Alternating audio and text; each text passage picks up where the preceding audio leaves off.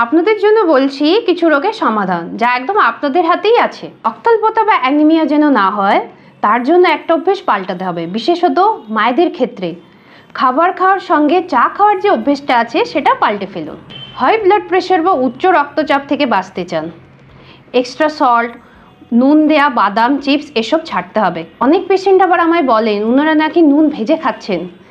একই ব্যাপার, এক্সট্রা নুন একদমই নেবেন না। হাড়ের ক্ষয় বা অস্টিওপোরোসিস আটকাতে চাইছেন, ঘরের মধ্যে আবদ্ধ থাকাটা একটু ছাড়তে হবে। মিনিমাম সকাল বা বিকেলবেলার মিঠে রোদে আধ ঘন্টা মতো থাকার অভ্যেস একটু গড়ে তুলুন, তাহলে দেখবেন হাড়ের সমস্যা আপনাদের থেকে অনেক দূরে থাকবে। গ্যাস বা অম্বলের সমস্যা থেকে বাঁচতে চাইছেন, তাহলে খুব তাড়াহুড়ো করে খাওয়া, অল্প জল খাওয়া, অ্যান্ড মোস্ট ইম্পর্টেন্ট আজকাল যেটা সবাই অল্প বিস্তর করে থাকেন, খাবার খেয়েই বাস, মেট্রো, ট্রেন ধরার জন্য ছুটে যাওয়া, এই অভ্যেসটা পাল্টান, খুব সুস্থ থাকবেন।